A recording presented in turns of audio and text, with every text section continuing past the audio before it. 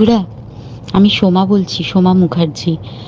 এত কষ্ট হচ্ছে ভিতরে যে হসপিটালে বসে থাকতে পারছি না। আমাদের সব ডাক্তাররা সবাই খুব ডিস্টার্বড। আজকে তো ওপিডি বন্ধ রাখা হয়েছে। তোরা জানিস সমস্ত ঘটনা শুনলাম, যা যা মানে সত্যিকারের ঘটনা, যেটা আরজি করের ভিতরের যে ডাক্তার তারা তাদের বন্ধু বান্ধব মারফত এটা ছড়িয়ে মানে এসছে আমাদের কাছে।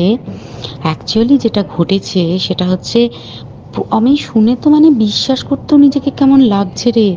প্রত্যেকটা আমাদের ওয়েস্ট বেঙ্গলের প্রত্যেকটা মেডিকেল কলেজে, বিশেষ করে কলকাতার সরকারি মেডিকেল কলেজগুলোর প্রিন্সিপালরা, ডিপার্টমেন্টাল হেডরা, প্রিন্সিপালরা বিশেষ করে, তারা পাশ করানোর জন্য স্টুডেন্টদের কাছে রীতিমতো টাকা নেয়। যেসব স্টুডেন্টরা, ইন্টার্নরা, পিজিটিরা যারা ভালো করে ক্লাস করে না বা থিসিস তারা জমা দেবে, পিজিতে তো থিসিস জমা দিতে হয়। তো যারা MBBS final year final pass করবে না, সাপ্লি পাইয়ে দেবে। ইন্টার্নের কমপ্লিশন দেবে না, ইন্টার্ন হওয়ার পর কমপ্লিশন না দিলে তারা রেজিস্ট্রেশন নাম্বার পাবে না, এই সমস্ত ভয় দেখিয়ে টাকা পয়সা নেয়। সমস্ত জায়গাতেই এটা আছে। এর মধ্যে সব থেকে নিকৃষ্টের থেকেও নিকৃষ্টতম হচ্ছে সন্দীপ ঘোষ, প্রিন্সিপাল, যে তোর আমাদের কি বলে, আরজি কর মেডিকেল কলেজে। সেখানে ভাব যে ওনার একটা বিশাল নেক্সাস ছিল, যাতে উনি বেশ কিছু ইন্টার্ন, হাউস স্টাফ এদেরকে দিয়ে ওই নেক্সাসটা চালাতেন। তারা ওখানে একটা সেক্স র্যাকেট চালাতো, তারা একটা ড্রাগ র্যাকেট চালাতো। ড্রাগ র্যাকেট মানে ওই যে ওটাতে বলেছে না, ড্রাগ মানে শুধু ওই হেরোইন আর ব্রাউন সুগারের ড্রাগ খাওয়া বা মদ খাওয়া নয়। ড্রাগ মানে হচ্ছে যে কম দামি, কম টাকায় যে ওষুধ পাওয়া যায়, যে ওষুধ, ওষুধ না জল ভগবান জানে, সেই ওষুধের মানে কোটি কোটি টাকায় যে টেন্ডার বেরোতো, সেই ওষুধ নিয়ে ওষুধ কোম্পানিগুলোর কাছ থেকে কোটি কোটি টাকা, সেই সমস্ত টাকার একটা বড় অংশ যেত পার্টি ফান্ডে। বুঝতেই পারছিস তাহলে।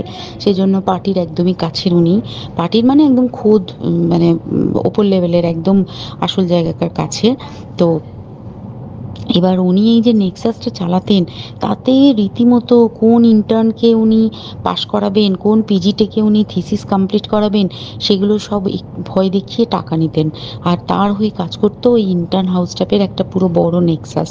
এবার এই মেয়েটির, যে পিজিটি মেয়েটি অত্যন্ত ভালো, সে তার থিসিসটা কমপ্লিট করাবে না বলে হুমকি দিচ্ছিল। সে এটা জানতে পেরে গিয়ে বলেছিল যে আমি এরকম কোনোভাবেই মেনে নেব না, আমি এর এর বিরুদ্ধে আমি যাব এবং আমি এর বিরুদ্ধে সব ফাঁস করে দেবো। তখন তাকে রীতিমতো ধমক দেওয়া হচ্ছিল। এটা চলছিল লাস্ট 6 মান্থস ধরে। 6 মাস ধরে তাকে হুমকি দেওয়া, তার প্রতি মানে বেশি বেশি প্রথমের দিকে কি করছিল, অত্যাচার করছিল। মানে কিরকম, বেশি বেশি করে নাইট ডিউটি দিচ্ছে, at a stress 36 hours duty, বেশি বেশি করে নাইট, বেশি বেশি করে খাটানো। এবং এগুলো সব জানে ডিপার্টমেন্টাল হেড, চেস্টের যে ডিপার্টমেন্টাল হেড সেও জানে, সিনিয়র পিজিটিরা সবাই জানে। প্রিন্সিপালের নির্দেশেই হচ্ছে এবং ওনার নেক্সাসের ছেলেমেয়েরাই কাজ করছে। তারা 6 মাস ধরে এটা করেছে। করার পরেও যখন ওকে আটকাতে পারেনি, তখন কি করেছে, ওই দিনকে ওরা ঠিক করেছে, যে দিনটাতে এই ঘটনাটা ঘটেছে, সেদিন কতখানি প্ল্যান্ড এবং গট আপ গেম দেখ। সেই দিন ওই ঘরে, ওই সেমিনার রুমে প্রত্যেক দিনই চারতলার আরও অনেকেই যারা সিনিয়র পিজিটি বা জুনিয়র পিজিটি, তারা কিন্তু বিশ্রাম নিতে যেত, অনেকেই ওই ঘরে যেত। সেই দিনকে ও একা, ওকে বলেছে তুমি ঘুমিয়ে পড়ো। ওকে একা রেখে এসেছে, বাকিরা কাউকে যেতে দেয়নি। বলেছে ওই ঘরে আজকে ঘটনা ঘটছে, মানে কাজ হচ্ছে, ওই ঘরে কেউ যাবে না। ওই ঘরে সেই দিনকে ওর সাথে যখন খাওয়া দাওয়া করেছে বাকি 4 জন, সেই 4 জনের মধ্যে একটি মেয়ে পর্যন্ত ছিল। সে কিরকম মেয়ে চিন্তা কর। এরা ডাক্তার না জানোয়ার জানি না, আমি জানোয়ার বললেও জানোয়ারদের অপমান করা হয়, কারণ জানোয়ার সমাজে এরকম কাজ হয় না। তো ডাক্তার না কি আমি বলতে পারবো না। সেই ইন্টার্ন মেয়েটি আরেকটি ইন্টার্নের গার্লফ্রেন্ড। তো তার সাথে ওই পিজিটি মেয়েটি প্রচুর ঝগড়া হয়েছে। ঝগড়া হওয়ার পরে তারা তো হুমকি টুমকি দিয়ে চলে গেছে, দিয়ে তারা বলেছে তুমি ঘুমো। এবার ও তো আর জানে না, ভালো মনে শুতে এসেছে। তারপরে তারা গিয়ে মদ টদ খেয়েছে, 7-8 জন মিলে চড়াও হয়েছে। এবং তোরা জানিস যে প্রথমে তার হাত দুটোকে দুপাশে 2 জন ধরে রেখেছে, এবং সেই কাজে সেই মেয়েটিও সাহায্য করেছে, ইন্টার্ন মেয়েটি।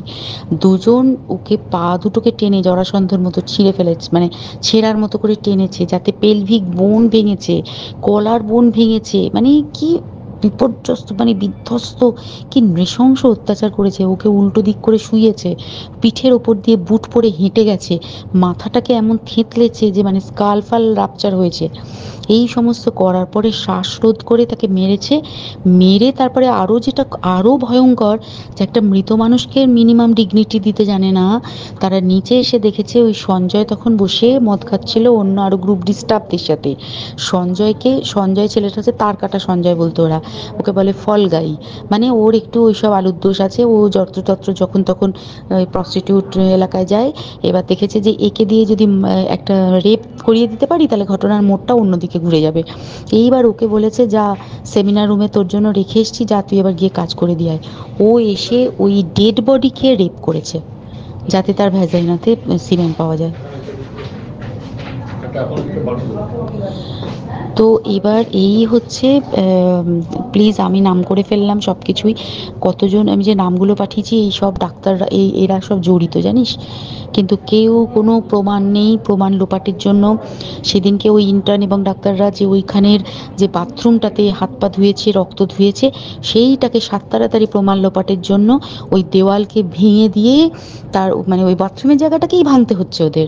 ওখানে নাকি ওরা রুম বানাবে, কালকে দেখেছিস তোরা খবরে।